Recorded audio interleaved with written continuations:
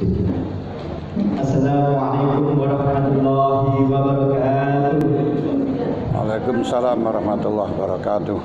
Selamat datang teman-teman mahasiswa baru Universitas Nahdlatul Ulama Blitar dalam acara pengenalan kehidupan kampus bagi mahasiswa baru Universitas Nahdlatul Ulama Blitar tahun 2020. Kali ini kita akan bersama saya dalam materi yang pertama. Izinkan saya memperkenalkan diri. Saya Farid Rizky Faridon. Saya mahasiswa program studi ilmu komputer semester 7 ini. Nah, kali ini teman-teman, kita akan memasuki materi yang pertama. Nah, apa itu materi yang pertama? Materi tentang aswaja dan keilmuan, ahlus sunnah wal jamaah dan keilmuan. Nah, perlu diketahui bahwa saat ini sedang bersama saya, di samping saya yakni Yai Haji Azizi Kasbullah. Beliau merupakan salah satu pengasuh pondok pesantren Barat Selopuro Blitar. Nah, maka dari itu terima kasih yang sebesar-besarnya Yai telah berkesempatan hadir di sini bersama dengan teman-teman semuanya. Nah, teman-teman semuanya, jadi untuk sesi materi yang pertama kali ini akan dibuka melalui pertanyaan secara langsung. Jadi ketika pada saat materi disampaikan nanti, teman-teman semuanya bisa menyampaikan di melalui forum chat langsung di via Zoom. Jadi nanti akan kita berikan 2 pertanyaan, silakan teman-teman menanyakan. Dan nanti setelah selesai akhir sesi dari pemateri Yai Haji Azizi Kasbullah akan kami sampaikan pertanyaan dari teman-teman semuanya. Nah, maka dari itu kita akan coba kenalan lebih jauh terkait dengan siapakah yang ada di sebelah saya ini. Nah, teman-teman semuanya, beliau merupakan nama lengkapnya Yai Haji Azizi Kasbullah. Nah, beliau bertempat tanggal lahir di Blitar, Kiai Malang. Di Malang ternyata, teman-teman, pada tanggal 24 Mei 1968.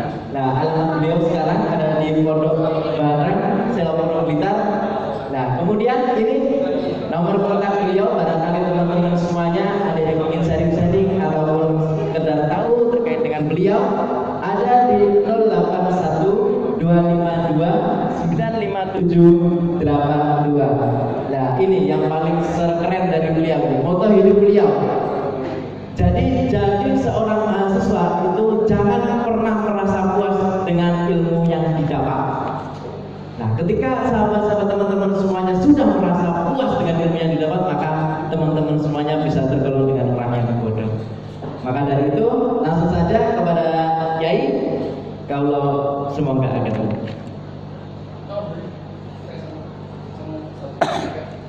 Assalamualaikum warahmatullahi wabarakatuh. Bismillahirrahmanirrahim. Alhamdulillah ya azza min qail wa huwa asdaqul qailin. Idza jaa nasrullahi wal fath wa ra'aitan nasa yadkhuluna fi dinillahi afwaja. Fasabbih bihamdi rabbika wastaghfirhu innahu kana tawwaba.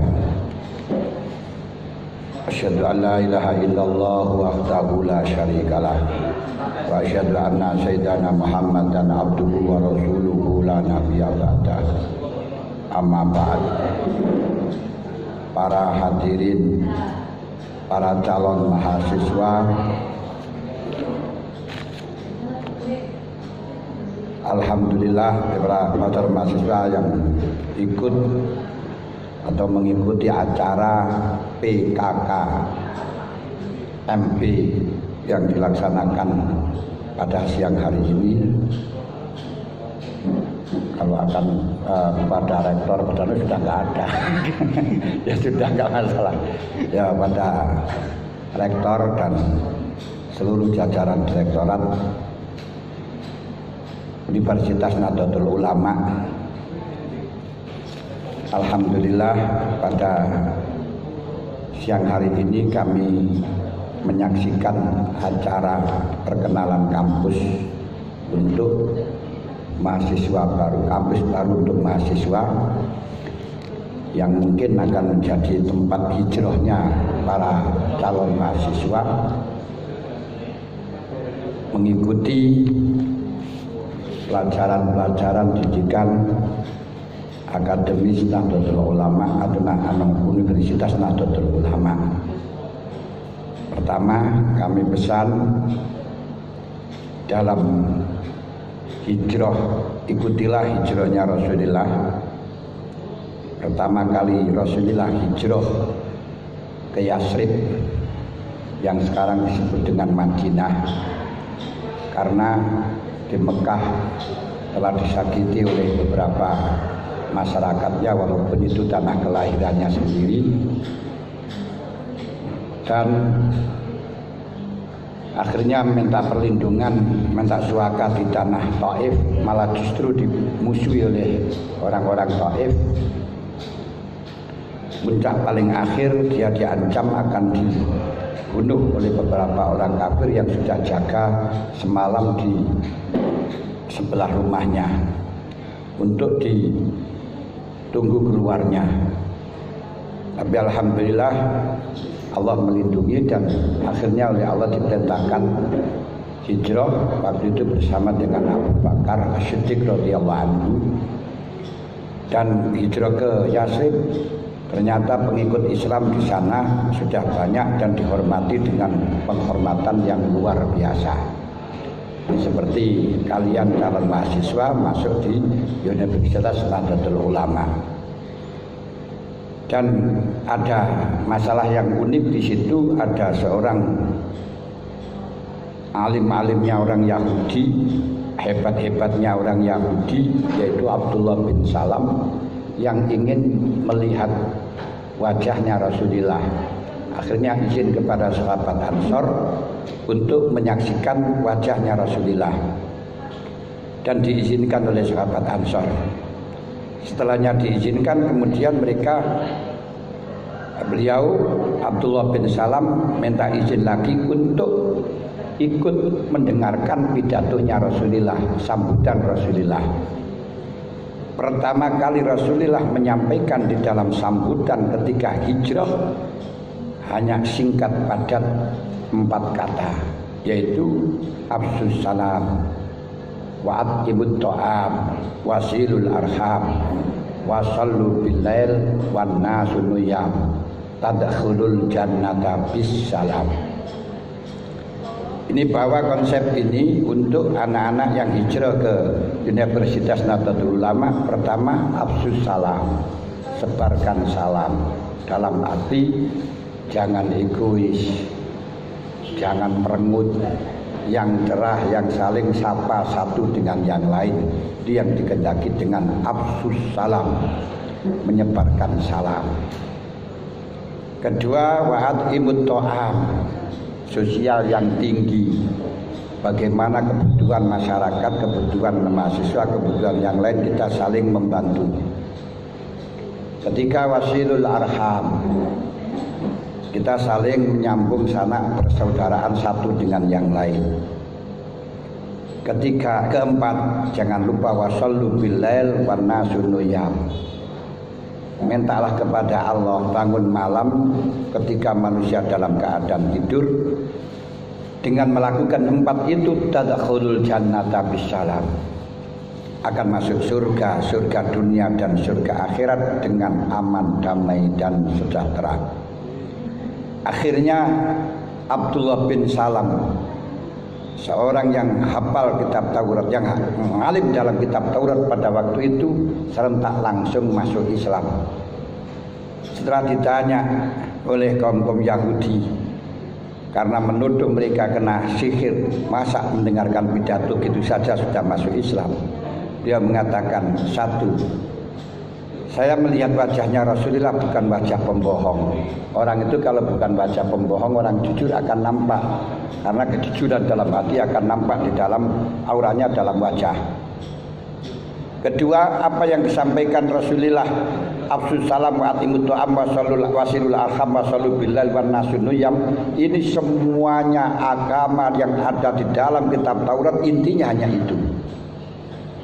Nah, ini kehebatan ajaran Islam.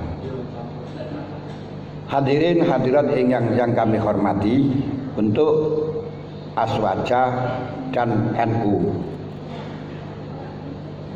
NU adalah organisasi yang didirikan oleh Mbah Yai Hasyim Asy'ari atas isyarah dari Mbah Yai Khalil Bangkalan dalam rangka mewadahi, memberi wadah ajaran ahli sunnah wal jamaah yang pada waktu itu banyak yang tumbang.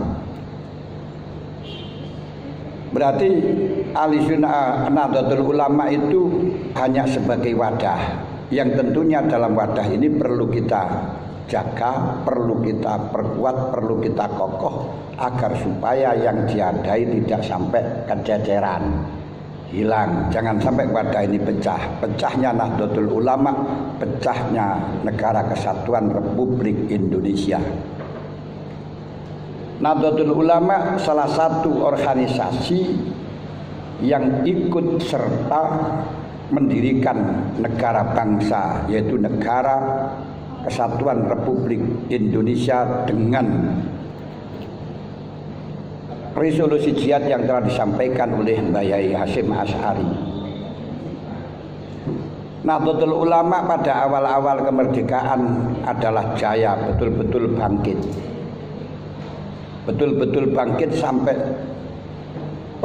beliau Mbah Yai Wahid Hasyim yang tidak pernah kuliah pun bisa jadi Menteri Agama. Satu-satunya Menteri Agama yang bukan sarjana, bukan profesor, bukan doktor adalah dari Nahdlatul Ulama Mbah Yai Wahid Hasyim. Pada waktu itu acara apapun Nahdlatul Ulama yang menangani, yang ikut serta tandang, yang membantu adalah aparat. Sampai menyebarkan surat saja itu TNI. Tapi pas tahun 55 mulai didiskriminasikan, didiskreditkan, dibenturkan dengan Masyumi, dibenturkan dengan NII, dan apalagi sampai Orde Baru NU dikebiri, NU dipaksakan untuk hilang, ibarat orang sudah dipotong lehernya, tapi alhamdulillah masih berdiri. Maka kami bersyukur dalam era reformasi ini akhirnya Nahdlatul Ulama memiliki universitas. Kalau waktu dulu jangankan universitas, sekolahan atas nama NU saja gak berani. Kalau sudah sekolah kok atas nama sekolah Nahdlatul Ulama gak dapat apa-apa, izinnya sulit. Makanya akhirnya disiasati dengan nama Ma'arif, dengan nama Darul Huda, dengan nama apa, tidak ada yang dengan Nahdlatul Ulama. Di sini mahasiswa ngerti kenapa kalau Universitas Muhammadiyah semenjak dulu sudah ada UNMU, ada SMP Muhammadiyah, ada SD Muhammadiyah, NU kok nggak ada. Permasalahannya dikebiri, nggak boleh. Nah, bahkan NU yang ikut mendirikan bangsa tidak pernah tertulis di dalam sejarah NU adalah berkiprah, NU adalah pendiri bangsa, apalagi pahlawan. Kemarin saja baru dimulai diakui sebagai pahlawan dan kemudian ditetapkan hari santri, tapi belum masuk juga dalam sejarah. Tapi alhamdulillah konon ini tahun ini mulai masuk di dalam sejarah. Ini perlu kita pikirkan. Yang menjadi tugas mahasiswa adalah, atau tugas mahasiswa yang akademis dalam hal ini adalah memasyarakatkan akidah Ahlussunnah wal Jamaah pada akademis sesuai dengan porsinya masing-masing. Jangan sampai terkesan seperti dulu bahwa NU itu anak kampungan. Bahkan dulu kalau jadi pejabat kok ngaku NU mesti gak jadi. Saya punya teman akan ikut dalam ujian PNS yang kemudian sekarang jadi KUA waktu dulu. Itu kalau ditanya diuji bagaimana bunyinya kunut, kok apal, gak lulus. Loh ini lah waktu itu, gak lulus. Nanti kok apal gak lulus malah, kalau gak apal malah justru lulus. Itu dalam triknya waktu dulu. Kemudian berpolitik tahun 77 NU dibenturkan, aku dimasukkan dalam rombongan 3 partai. Semuanya orang Islam dijadikan satu partai yang namanya P3, tapi pimpinannya orang Golkar. Ya hancur ya kalah terus. Nah, pada 84 dibenturkan lagi. NU dijebak untuk menerima asas tunggal Pancasila. Tapi alhamdulillah NU itu bukan orang-orangan kiai-kiai betul yang ngalim di dalam istiadat. Belum ada organisasi satupun yang menerima asas tunggal Pancasila.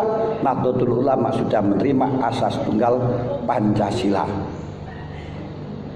Walaupun pada waktu itu dari kiai-kiai mungkin banyak yang tidak sepaham karena memang hukum siasa, hukum politik.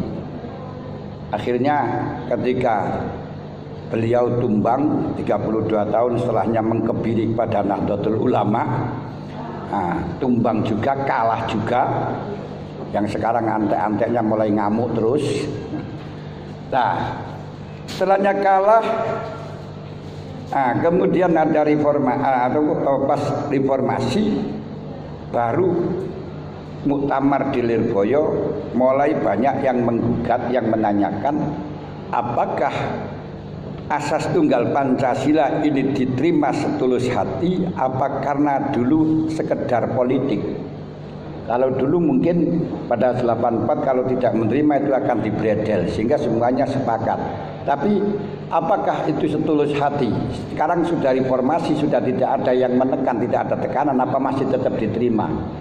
Alhamdulillah Batul Masail di Pondok Pesantren Lirboyo, muktamar ke-30 di Lirboyo memutuskan tetap menerima asas tunggal Pancasila sebagai dasar negara kesatuan Republik Indonesia. Maka dalam hal ini yang terang-terangan membackup, terang-terangan membela negara kesatuan Republik Indonesia hanya Nahdlatul Ulama. Ini sekilas Nahdlatul Ulama yang menjadi wadah dari akidah ahli sunnah wal jamaah. Oleh karenanya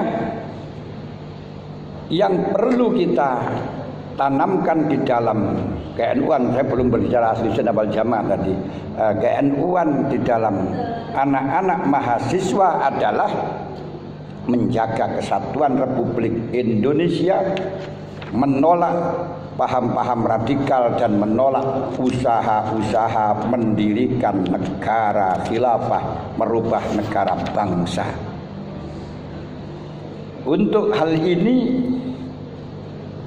mereka-mereka yang tidak paham, orang-orang yang pikirannya cerdas tapi tidak mengerti agama sudah banyak terkontaminasi, terdoktrin oleh orang-orang yang tidak bertanggung jawab ingin mendirikan khilafah, ingin mendirikan negara Islam. Perlu kita ketahui Rasulullah Sallallahu Alaihi Wasallam hijrah ke Madinah.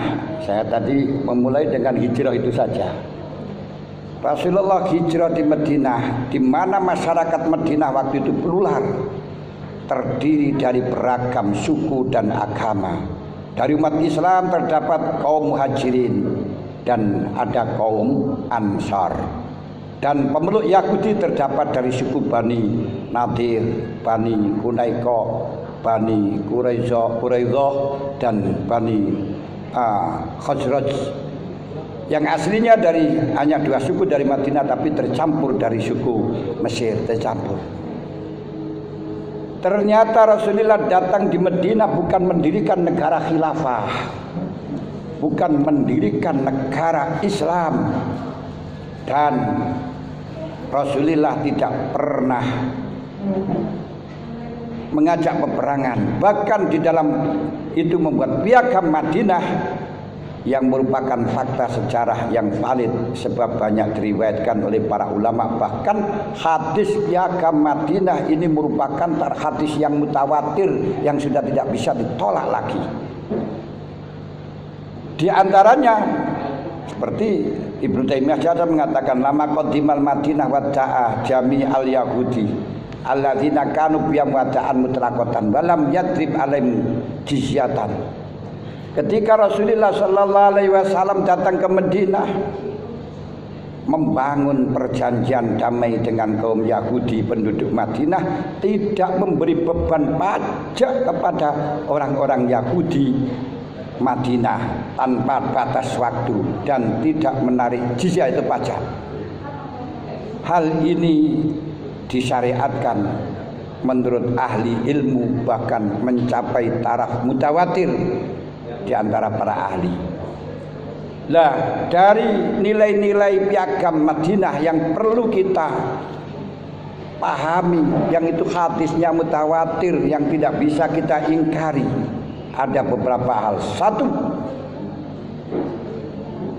seluruh warga negara Madinah, apapun agamanya, dijamin kebebasan dalam menjalankan agama masing-masing.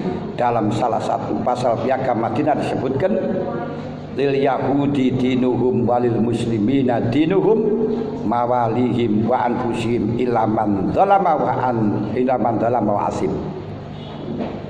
Bagi kaum Yahudi agama mereka, bagi kaum muslimin agama mereka. Kebebasan ini berlaku bagi sekutu-sekutu dan dari mereka sendiri, kecuali bagi orang-orang yang zalim dan berbuat dosa. Ini yang perlu dicatatkan. Tapi Rasulullah tidak mendirikan negara khilafah, tidak ada pada waktu itu. Nabi tidak pernah memaksakan warga negara Madinah yang tidak beriman untuk masuk Islam, tidak ada. Ini yang perlu kita catat. Bahkan disebutkan pula walama qadiman Nabil Madinah lam yukri akhadan alal Islam wala darabal jizyah ala akhadin. Rasulullah masuk di Madinah tidak pernah memaksakan orang yang non Islam masuk Islam dan tidak memberi beban jizyah. Ini satu. B atau dua, Nabi Muhammad menyatukan semua elemen masyarakat Madinah tanpa melihat perbedaan latar belakang agama dan ikatan primordial lainnya. Seluruh warga negara Madinah adalah bangsa dan satu, maka disebut negara bangsa. Di dalam teks perdamaian, dalam teks piagam Madinah disebutkan innahum ummatu wahidatun min dunin nas. Sungguh mereka adalah umat yang satu, bukan dari komunitas yang lain. Ini yang perlu kita pahami. Ketika persatuan antar warga negara Madinah sebagai bangsa yang satu meniscayakan persamaan hak dan kewajiban mereka tanpa membedakan agama, suku dan latar belakang primordial lainnya. Semua warga negara Madinah bertanggung jawab membela, mempertahankan serta memajukan negaranya. Disebutkan dalam teks piagamnya Rasulullah, inna bainakum nasra alaman haroba ala hadisafifah. Mereka orang Yahudi dan orang Muslim di Madinah saling membantu dalam menghadapi orang-orang yang memerangi pihak-pihak yang terkait. Ini seperti negara Indonesia, semuanya agama bersatu menghadapi orang-orang yang akan menyerang negara Indonesia. Kedua, wa innal yahuda yunfikuna ma'al mu'minin madamu muharibin. Orang kaum Yahudi, orang kaum muslimin, umat Islam memegang biaya militer selama di dalam peperangan, ditanggung bersama. Wa ana bainumun nasra alaman zabai alaman daima yasribah. Sungguh di antara mereka penduduk atau pendukung piagam bahu membahu dalam menghadapi penyerangan orang-orang lain. Ini yang perlu kita pahami di dalam masalah piagam Madinah.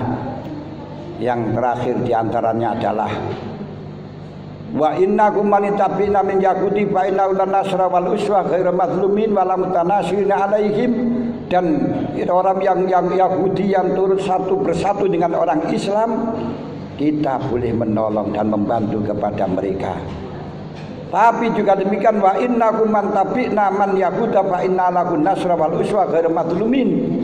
Orang-orang Yahudi yang mengikuti perjanjian ini tidak boleh kita perangi dan tidak boleh kita zalimi.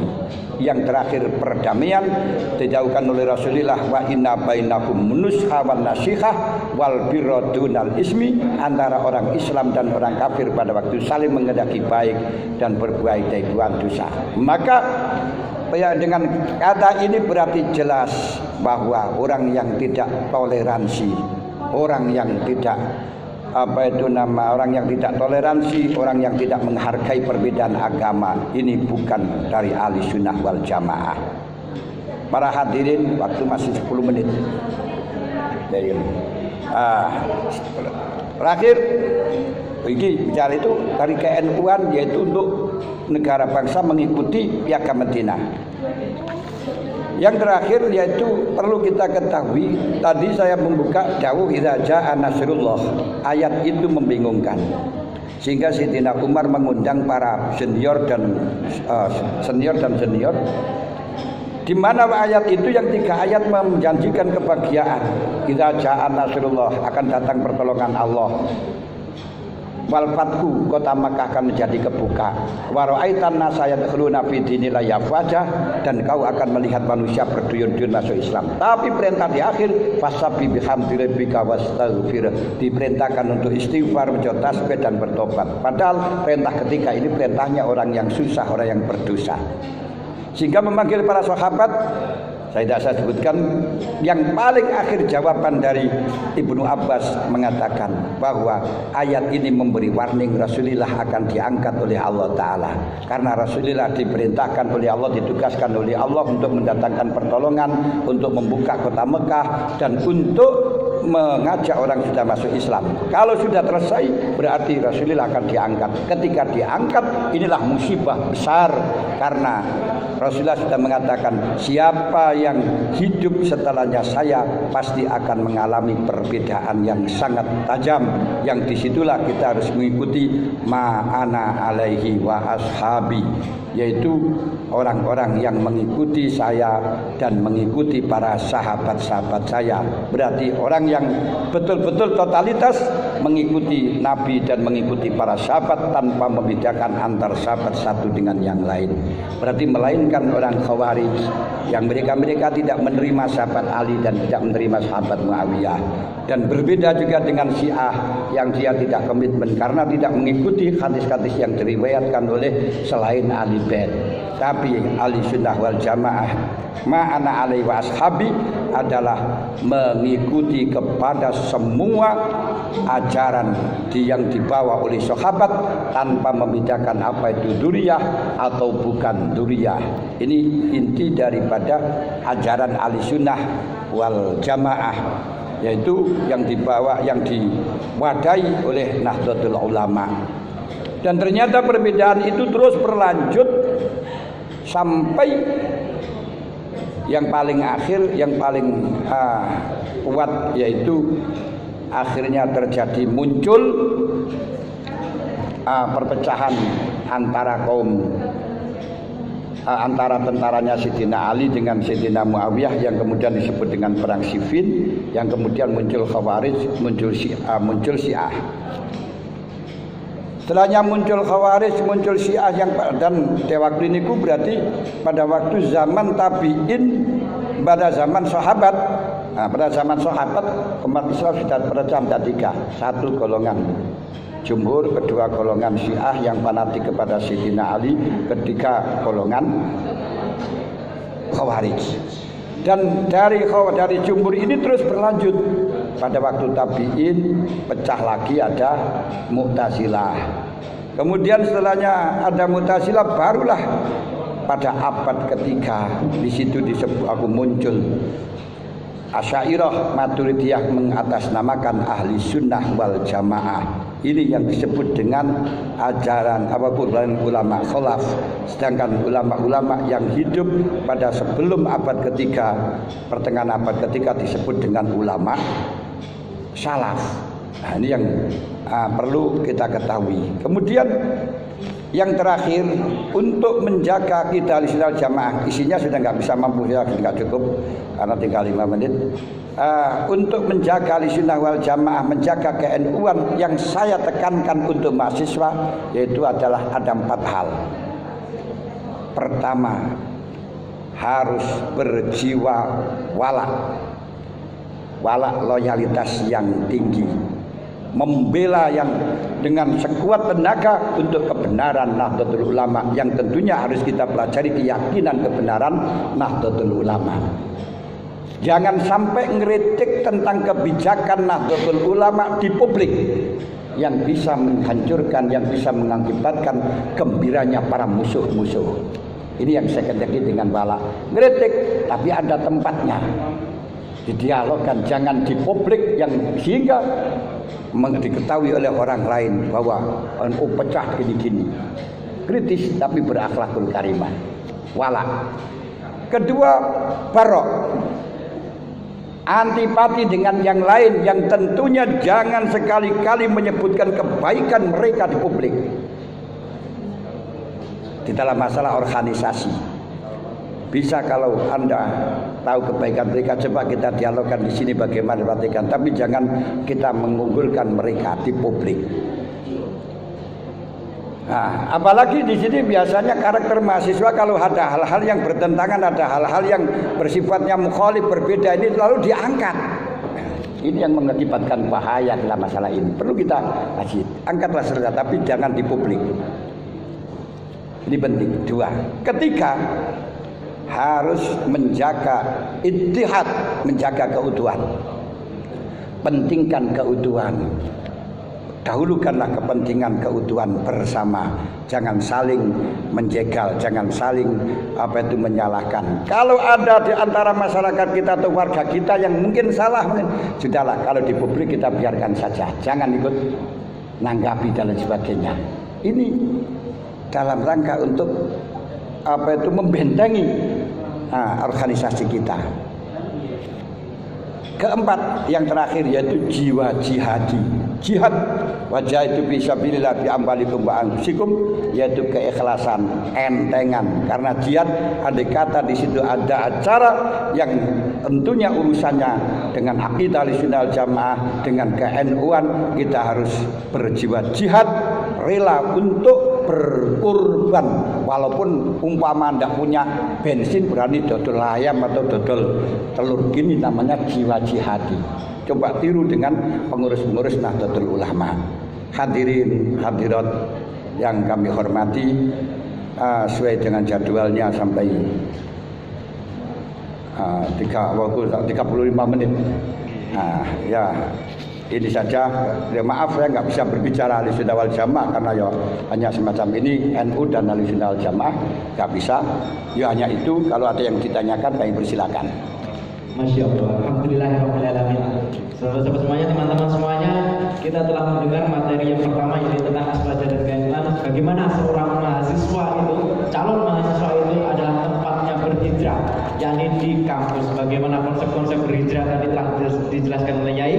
Nah, Yai ini telah masuk 2 pertanyaan, yakni yang pertama dari Lailatul Aziza, mahasiswa dari program studi ilmu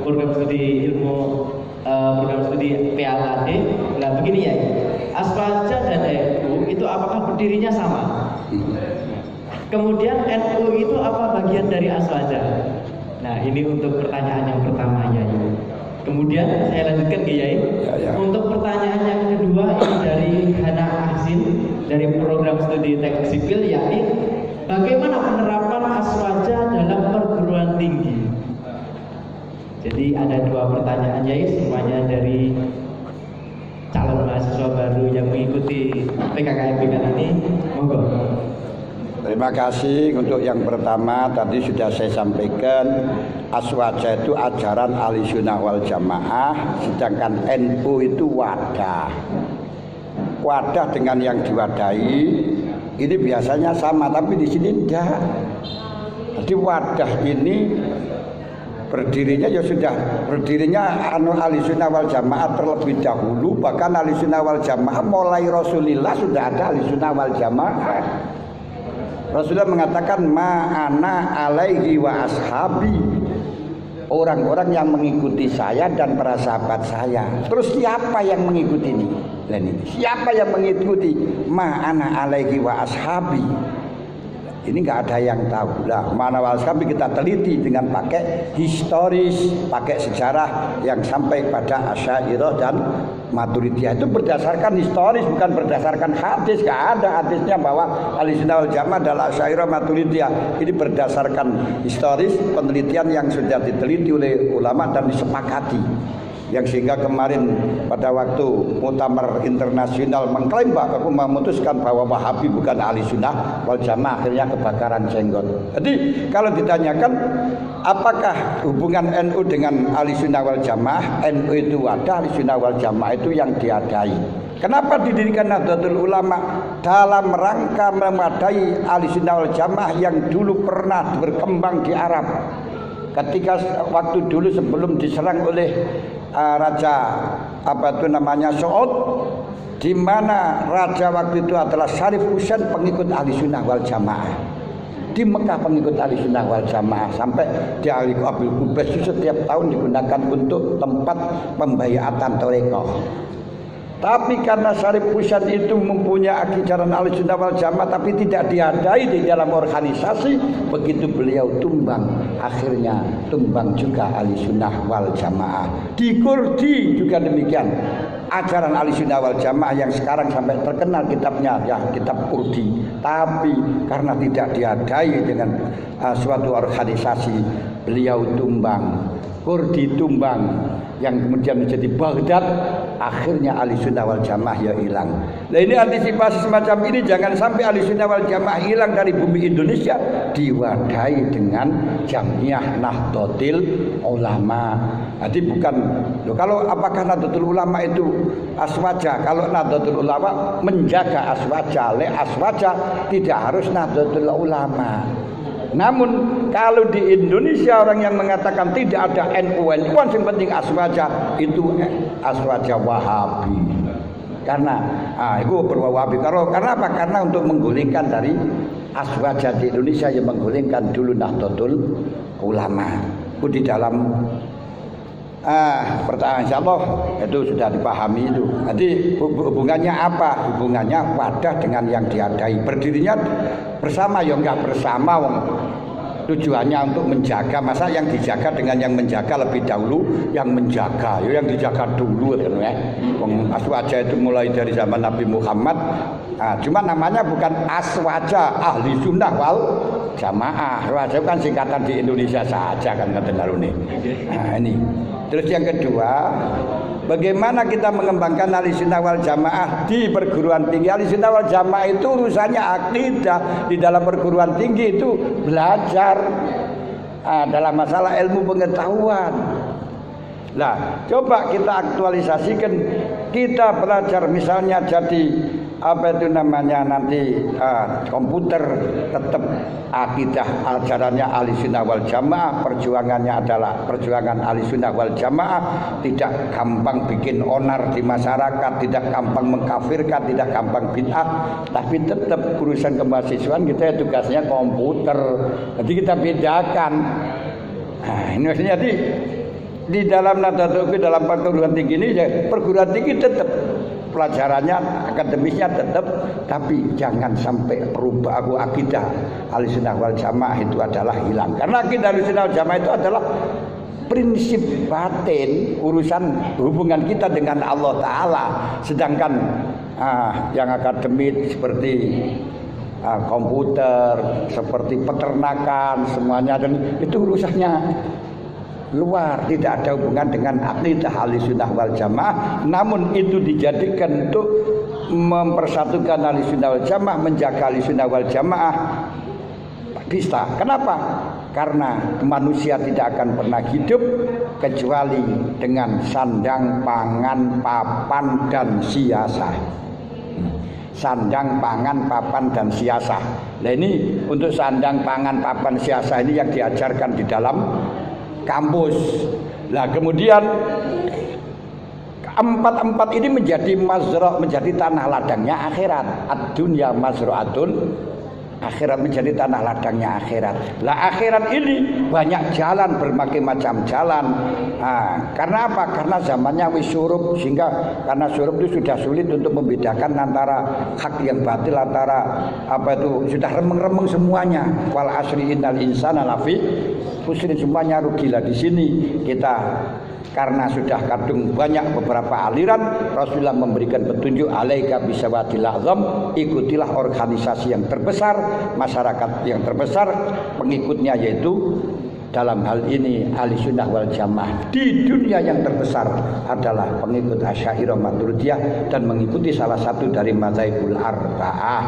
Dalam tasawuf mengikuti pola berpikirnya Imam Ghazali dan Abu Qasim al-Baghdadi al-Junaidi. Jadi bukan urusannya dengan masalah perguruan tinggi ndak. Hubungannya apa? Perguruan tinggi urusannya niku wau sandang pangan papan siasah di pengaturan. Ahli sunnah wal jamaah urusan dalam akidah gitu kan. Oke, terus masih ada lagi? Dalam menjadi sampun pantun untuk pertanyaan ini. Oke. Dua pertanyaan Yai alhamdulillah sudah terjawab. Nah, berikut tadi adalah